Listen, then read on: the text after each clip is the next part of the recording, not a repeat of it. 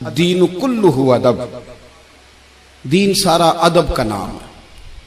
بے ادب آدمی اس کو کہتے ہیں جس کا کوئی حد بندہ نہیں ہوتا، وہ بے ادب ہوتا ہے۔ حضور نے فرمایا فَإِذَا فَاتَكَ الْحَيَاءُ فَافْعَلْ مَا شِئْتَ، جب تو بے حیا ہو جائے پھر تو آزاد ہے، جو مرضی کر۔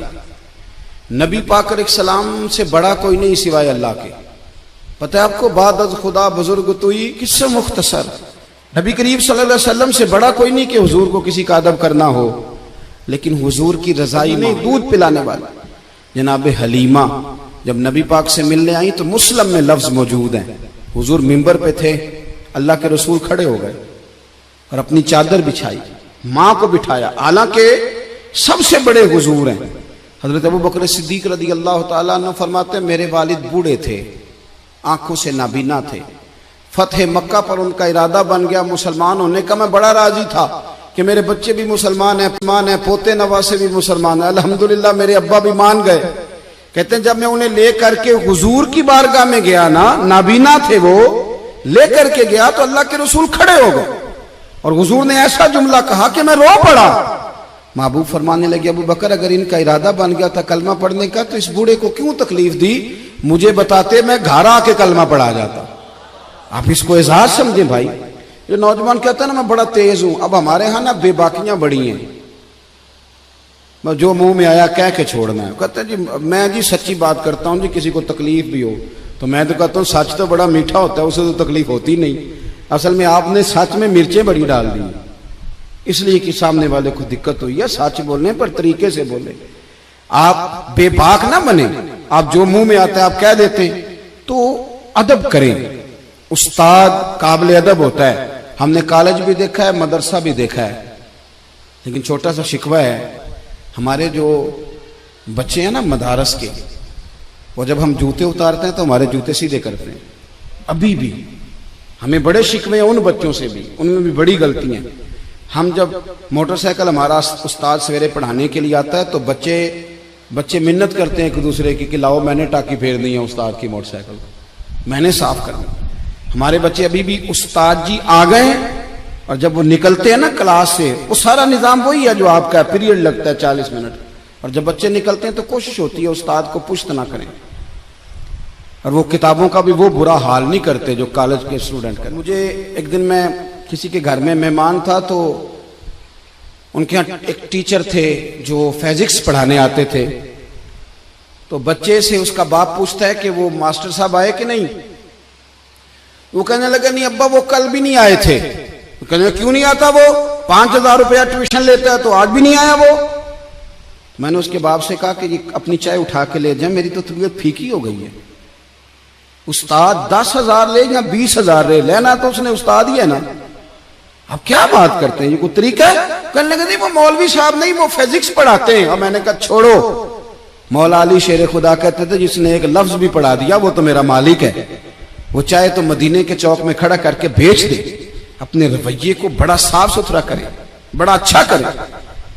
مجھے بتلائیے کہ ایک آدمی matric P T C teacher سے تعلیم حاصل کرے اور خود بعد میں وہ پی ایچ ڈی کر جائے، اس کی تعلیم ڈبل سے بھی اوپر چلی گئی تو وہ پی ایچ ڈی والا استاد رہے گا کہ نہیں رہے گا؟ تو وہ کہے استاد جی آپ تو مطلب میٹرک پی ٹی سی اور میں نے ایم اے کیا، پھر ایم فل کیا، پھر پی ایچ ڈی کیا، میں کہاں پہنچ گیا ہوں؟ ادب کرنا ہے کہ نہیں کرنا؟ ادب آپ کو ٹھنڈا رکھے گا۔ ادب والے لوگ سمٹے ہوئے ہوتے ہیں، ان کے اندر وقار ہوتا ہے۔ امام اعظم ابو حنیفہ رحمۃ اللہ علیہ ایک باغ میں بیٹھ کے کام کر رہے تھے تحریر کا، 2 شاگرد بھی ساتھ تھے۔ اب تو آپ یہ چھوٹے سے موبائل میں سارا کچھ بند کر کے رکھ سکتے ہیں، جو مرضی کھول کے۔ اس زمانے میں کتابیں ہوتی تھی اور قلمی نسخے، بڑی کتابیں بکری ہیں، نوٹس بکرے ہیں، چائیں بائیں تحقیق ہو رہی ہے۔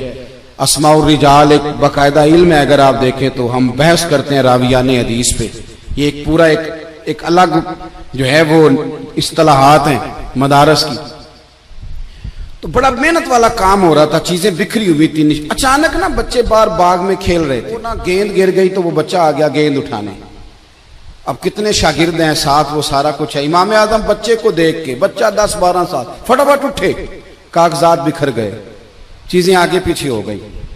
اب امام صاحب دوبارہ بیٹھے، بچے کے استقبال کو ادب کو اٹھ کھڑے ہوئے، دوبارہ اٹھے، دوبارہ بیٹھے، چیزیں سمیٹی، اب کچھ کاغذ مل نہیں رہے، مسئلہ بن گیا۔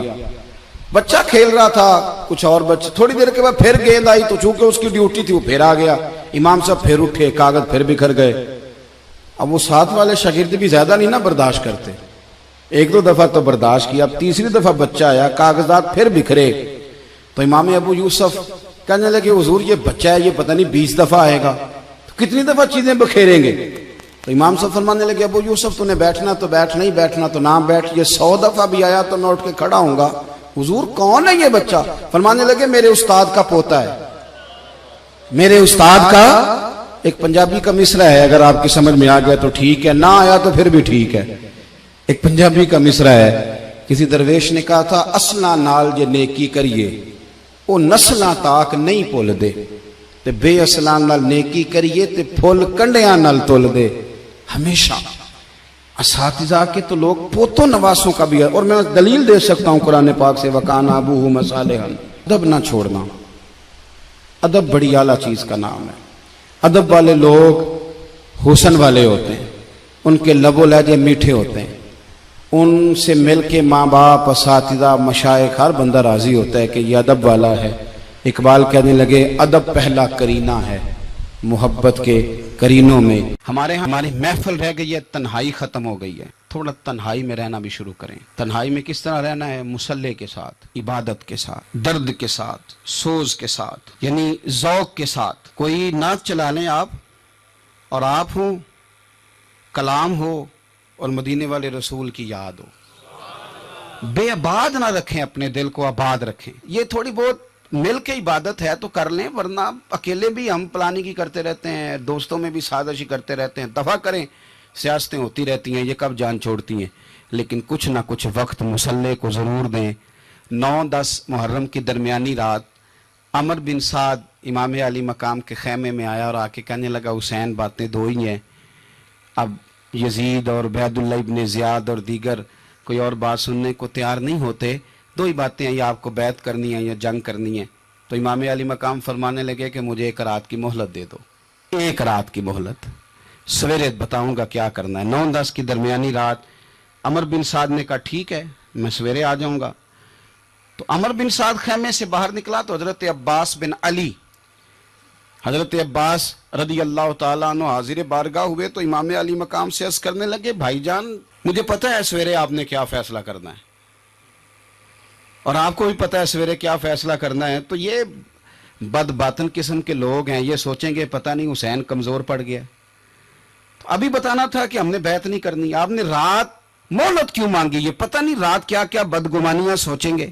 فیصلہ تو سویرے بھی وہی ہونا ہے اور اب بھی وہی ہونا ہے کہ ہم یزید کی بیعت کرنے کو تیار نہیں ہیں، تو آپ یہ بھی بات کر دیتے۔ تو امام حسین فرمانے لگے عباس تیرا کیا خیال ہے، میں نے سوچنے کے لیے ٹائم لیا ہے، تیرا کیا خیال ہے کہ میں نے کوئی نئے راہ تلاش کرنی ہے، کوئی مجھے اور کسی فوج کے پہنچ جانے کی امید ہے؟